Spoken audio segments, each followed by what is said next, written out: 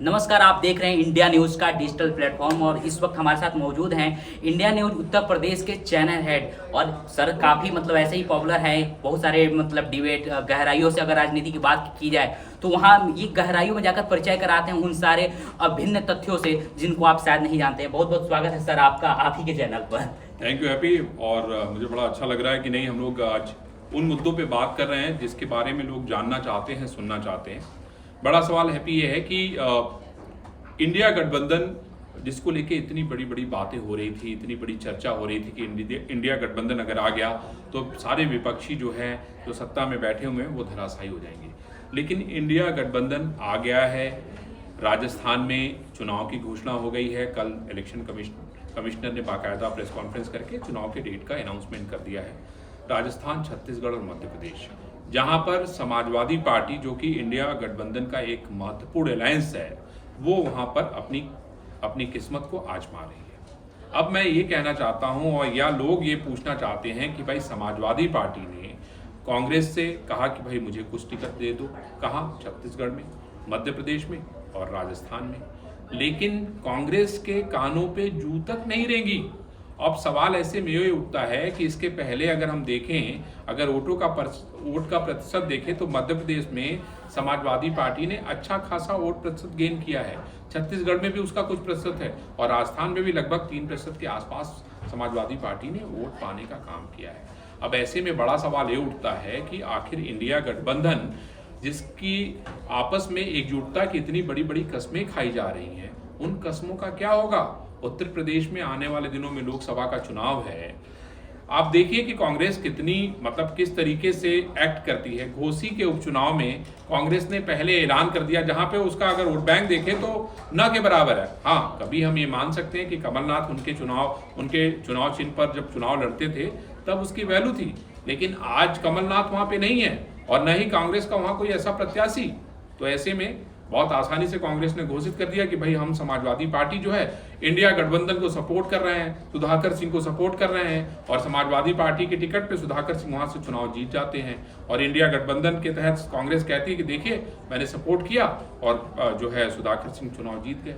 तो ये जो गफलत है, ये जो साजिश की जो राजनीति है, वो आखिर कब तक चलेगी हैप्पी, ये देखना बड़ा। सर ने आपने पर्दाफाश किया इंडिया अलायंस की। उत्तर प्रदेश में क्या हलचल है इन सारे कांग्रेस को लेकर के, गठबंधन को लेकर के, बीजेपी को लेकर के, फिर अखिलेश यादव की समाजवादी पार्टी की बात करें उसको लेकर के। देखिए, मैं आपको बताऊं कि अखिलेश यादव की जो स्थिति लग रही है, अब तो मुझे जो हालात लग रहे हैं उससे ये स्पष्ट लगता है कि अखिलेश यादव उत्तर प्रदेश में अकेले चुनाव लड़ना चाहेंगे लोकसभा में, क्योंकि देखिए जिसकी जितनी संख्या भारी उतनी उसकी भागीदारी, यही नारा मैं सुनते आया हूं। और एक बात ये भी जान लीजिए कि एक और नारा है कि जिसने जीता उत्तर प्रदेश उसने जीता पूरा देश। यानी उत्तर प्रदेश में जो विजेता बनता है ना, देश पे राज वही करता है। भारतीय जनता पार्टी ने 2014 के लोकसभा चुनाव में आपने देखा कि कितनी सीटें जीती, 73 जीती। उसके बाद 2019 के लोकसभा चुनाव में कितनी सीटें जीती उनके गठबंधन के साथ मिलकर, तकरीबन 63 जीती। सवाल ऐसे में ये होता है, बाद में उन्होंने रामपुर और आजमगढ़ भी जीत लिया, पर सवाल ऐसे में ये होता है कि भाई जिसकी जितनी संख्या भारी होगा वही देश पे राज करेगा।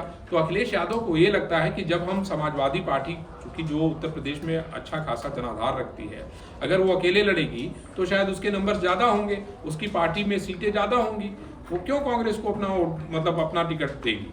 और जब कांग्रेस उसको एक सीट भी नहीं दे रही है तो वो क्यों देगी अपनी सीटें। तो ऐसे में ये जो गठबंधन है, हम बातें तो बड़ी बड़ी कर रहे हैं, एक होने का दावा भी कर रहे हैं, लेकिन हैप्पी मेरा जो अनुभव कहता है वो यही कहता है कि लास्ट में जाते जाते सब लोग यही कहेंगे, एक अंदर से अंदर अंडरस्टैंडिंग हो सकती है। जैसे कि अमेठी की सीट पे जहां सोनिया गांधी चुनाव लड़ेंगी, वहां पे हो सकता है कि अखिलेश यादव किसी को प्रत्याशी ना खड़ा करें। जहां राहुल गांधी इस बार चुनाव लड़ेंगे कि नहीं लड़ेंगे मैं नहीं जानता, बट अजय राय जो उनके प्रदेश अध्यक्ष हैं वो वहां पे कई दौरे कर चुके और दावा भी कर रहे हैं कि नहीं हम लोग जो है बहुत बड़े ताकत से जो है मैदान में उतर रहे हैं। तो वहां पे कुछ जगहों पे वो अपने प्रत्याशी न खड़े करें, लेकिन बाकी जगहों पे अपना प्रत्याशी जरूर खड़ा करेंगे हैप्पी, क्योंकि मुझे लगता है कि अखिलेश यादव के साथ जो कुछ हुआ है, अखिलेश यादव ऐसे व्यक्ति हैं जो किसी चीज को जल्दी भूलते नहीं है। सर आपने कहा जो जीता उत्तर प्रदेश वो जीता देश, तो इस बार उत्तर प्रदेश में सबसे मजबूत चेहरा किसका नजर आ रहा है? योगी आदित्यनाथ बरकरार रहेंगे या अखिलेश यादव या फिर मायावती? देखिए, मायावती ने तो अपना एकला चलो का राग अलाप लिया है कि भाई हम तो ना हमारा एनडीए से मतलब है ना हमारा इंडिया से मतलब है, हम तो अपना अलग ही दुनिया बसाएंगे, है ना। वही गाना है ना, आओ चलो चाँद पे ले जाए। तो मायावती का यही है कि आओ चलो चाँद पे ले चले हम तुम्हें। मायावती का मायाजाल चलेगा सर? उत्तर प्रदेश का मिजाज क्या कह रहा है? उत्तर प्रदेश का मिजाज ये कहता है कि अगर मायावती अकेले लड़ती हैं तो वो सीट को जीत में कन्वर्ट नहीं कर सकती, है ना। उनको सारे लोगों का वोट चाहिए। हम देखें अगर 2006-7 का जो जिसमें मायावती पहली बार मुख्यमंत्री बनी थी, अगर हम ब्राह्मण और दलितों के वोट को लेके जो कहा जा रहा था कि उनके बलबूते वो चुनाव जीती हैं, तो ऐसा नहीं था। उनको बाकी ओबीसी का भी वोट मिला था, उनको अन्य जो कास्ट है जिसका उन्होंने टिकट दिया था उसका भी वोट मिला था। अगर अखिलेश के साथ भी अगर हम यही बात कहें 2012 में, तो उनको सिर्फ यादव मुसलमानों का वोट नहीं मिला था, उनको बाकी जातियों का भी वोट मिला था। इस बार जाति का जिक्र किया सर, जाति को लेकर यादव समाज के साथ एक ऐसा खबर आ रहा है जो पूरी उत्तर प्रदेश को हिलाकर रख दिया है। क्या लग रहा है इसका फायदा इस पर अखिलेश यादव को होगा उत्तर प्रदेश में? देखिए, जातिगत जनगणना की इस समय खूब चर्चा चल रही है। बिहार में जातिगत जनगणना के आंकड़े जारी कर दिए गए हैं। उत्तर प्रदेश में भी अब मांग शुरू हो गई कि नहीं, जातिगत जनगणना कराई जाए और जो जाति के आंकड़े हैं जिसकी जितनी संख्या रहेगी उसको जो है बताया जाए लोगों को। लेकिन सवाल अब यही है कि एक तरफ देश के प्रधानमंत्री नरेंद्र मोदी कहते हैं कि देश में दो ही जातियां हैं, एक अमीर और दूसरा गरीब, है ना। भाई ये सच बात है कि भाई अगर गरीब आदमी होगा तो उसको तो कोई किसी जाति का आदमी नहीं पूछता है। तुम चले जाओ बाहर देख लो, अगर उसके पास पैसा नहीं होता तो बस वाला मान लो उसी की जाति का, तो भी कहता उतर जाओ तुम अभी। कहता है कि नहीं कहता है? कोई नहीं सोचता है कि नहीं ये हमारी जाति का आदमी यार, इसको बिठा के ले चलो यार। नहीं होता है ऐसा, नहीं होता है। हाँ, लेकिन सवाल यह है कि क्या है कि चूंकि ये जो जातियां हैं ये मनुष्यों ने बनाई है, ये कोई ऊपर से बन के नहीं आई है। हमारे और आपके बीच में लोगों ने अपने फायदे के लिए इसको बनाई है। तो सवाल यही है कि काम वही किया जाए जिससे लोगों का फायदा हो। ऐसा नहीं है कि गरीब जो लोग हैं उनको आरक्षण न दिया जाए उनको भी आरक्षण, लेकिन उनको आर्थिक रूप से भी सशक्त बनाया जाए। तब हम शायद देश और दुनिया को बदलने की बात कर सकते हैं। ये जरूर है कि जातिगत जनगणना की मांग पूरा विपक्ष कर रहा है। ऐसे में एक ये बड़ा मुद्दा होगा, क्योंकि देखिए ऐसा है कि भारतीय जनता पार्टी और देश के प्रधानमंत्री नरेंद्र मोदी ने एक बड़ा काम ये किया है कि उन्होंने उन योजनाओं को लागू किया है जो आपको धरातल पे नजर आ रही है ना। आप पूरे देश, उत्तर प्रदेश की बात कर लें या देश में किसी की बात कर लें, आप हमने कोरोना का दिन दिखा था। कोरोना के स्थिति में मुझे याद है अच्छी तरह से कि किस तरह के हालात थे पूरी दुनिया में। बिल्कुल। लेकिन भारत जो इतना बड़ा देश है जिसकी जनसंख्या अब पूरी दुनिया में सबसे ज्यादा हो गई है, ऐसे में हम लोगों ने इस पे काबू पा लिया, अपना वैक्सीन डेवलप कर लिया है, कोई साधारण बात नहीं है। उत्तर प्रदेश की जनसंख्या भारत में और राज्य में जितने भी सबसे ज्यादा जनसंख्या वाला राज्य है, पूरी दुनिया में सबसे ज्यादा जनसंख्या वाला, मतलब इससे बड़े हमारे ख्याल से बहुत कम राज्य होंगे दुनिया में। तो ऐसे में उत्तर प्रदेश जहां जिसकी जनसंख्या तकरीबन 26-27 ये भी मतलब बात आ रही थी सामने कि उत्तर प्रदेश का विभाजन का बात, इस पर आप क्या कहिएगा? हैप्पी, देखिए विभाजन की जो बात है वो बहुत दिनों से हो रही है, लेकिन अब सवाल यह है कि ये बात अभी क्यों की गई, क्योंकि चुनाव आने वाले हैं।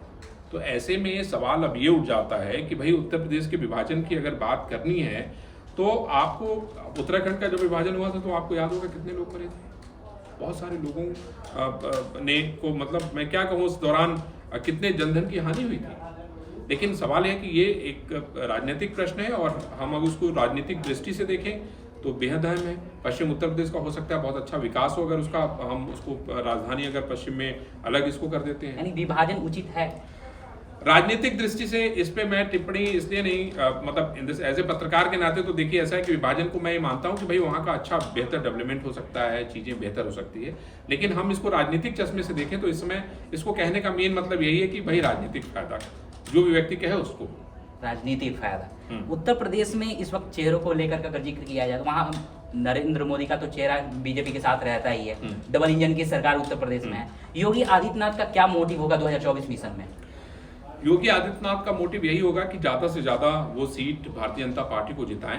लेकिन मैं एक, आज ही हम लोग सुबह मीटिंग में डिस्कस कर रहे थे कि बहुत सारी मुस्लिम महिलाएं जिनको जो योजनाएं सरकारी चल रही थी, जैसे बहुत सारी महिलाओं को आवास मिला है, बहुत सारी महिलाओं को शौचालय मिला है, उनकी बेटियों की शादी हुई है, उनको जो है उज्ज्वला योजना मिली है, ये जो लाइट का कनेक्शन उनको मिला है, तो उसको लेके एक अभियान भारतीय जनता पार्टी शुरू करने जा रही है, जिसके तहत जिन महिलाओं को वो योजनाओं का लाभ मिला हुआ है, वो महिलाएं जो है प्रधानमंत्री को धन्यवाद देना चाहती हैं। महिला आरक्षण बिल भी आया था सर, महिलाओं की अभी जिक्र आपने किया। उत्तर प्रदेश में इसको लेकर के महिलाओं के बीच में क्या है माहौल, क्या है वहाँ पे?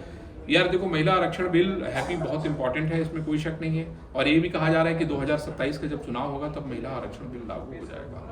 लेकिन मैं यहाँ पे एक कहानी भी सुनाना चाहता हूँ। बिल्कुल सर, बिल्कुल सुनाइए। तो नरेंद्र मोदी जब हरियाणा के प्रभारी हुआ करते थे तो उन्होंने एक दिन ऐसे ही सारे भारतीय जनता पार्टी के कार्यकर्ताओं की मीटिंग बुला रखी थी।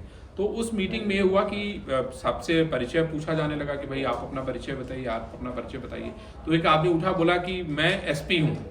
तो नरेंद्र मोदी ने कहा कि एसपी, तो एसपी को तो हमने बुलाया नहीं, हम ये तो पार्टी कार्यकर्ताओं की मीटिंग है, इसमें आप क्या करने आ गए? तो फिर वो दोबारा समझा नहीं, फिर उसने बोला कि नहीं मैं एसपी हूँ। तो बोले अरे भैया मैं तो कह रहा हूँ ना कि मैं तो एसपी को मैंने बुलाया नहीं है, आप क्यों आ गए? तो फिर किसी ने उसका बताया, परिचय देते हुए बताया कि नहीं ये सरपंच पति हैं, यानी महिला इनकी जो पत्नी है वो सरपंच है और ये उसके पति हैं, इस नाते ये मीटिंग में आए हैं। तो महिला आरक्षण बिल लाने का मेन मकसद यही है कि वहाँ पे जो है एमएलए का पति न पहुंचे, जो एमएलए रहे वही पहुंचे। इस कहानी सुनाने का मेरा मकसद ये है। और महिला आरक्षण बिल सफल तभी होगा जब वाकई जो लोग उसमें विजेता बनते हैं वो वहाँ पहुंचे और वो देश को आगे ले जाएं, प्रदेश को आगे ले जाएं, तब निश्चित रूप से उसका फायदा होगा। अक्सर लोग कहते हैं सुझाव की बात, नेताओं के लिए हमारे चैनल हेड क्या सुझाव देंगे? नेताओं के लिए मेरा सिर्फ हैप्पी यही सुझाव है कि आप लोग जो भी काम करिए समूह के लिए करिए, बड़ी सोच के साथ करिए और उसमें उन लोगों को शामिल करने की आपको जरूरत है जो वाकई बहुत पायदान पे बहुत नीचे हैं, और उनकी तकलीफ को, उनके दुख को, उनके दर्द को समझिए। सिर्फ ये नहीं है कि नहीं उन्होंने आपको चुन लिया, हो सकता है आप जाति धर्म के आधार पे, संप्रदाय के आधार पे चुने गए हों, लेकिन सच में अगर आप उनकी तकलीफ़ों को सोचते हैं, विचार करते हैं, उसका निवारण करने का काम करते हैं, तभी असली मायने में आप नेता हैं। और मैं सभी लोगों को सिर्फ यही कहना चाहूँगा कि तकलीफ़ जो आती है वो न जाति देख के आती है, न धर्म देख के आती है, न संप्रदाय देख के आती है। तकलीफ़ किसी के लिए वैसी ही होती है जैसे आपको जब चोट लगेगी तो आपको भी दर्द होगा, उसको चोट लगेगी तो उसको भी दर्द होगा।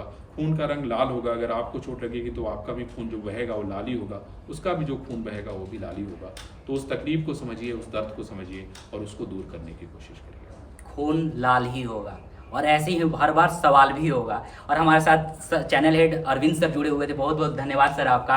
और इंडिया न्यूज़ के दर्शक जो देख रहे थे, उत्तर प्रदेश की हर हाल से हम आपको रूबरू कराएं। ऐसे ही तमाम अपडेट्स के लिए आप जुड़े रहिए इंडिया न्यूज़ के डिजिटल प्लेटफॉर्म के साथ। धन्यवाद।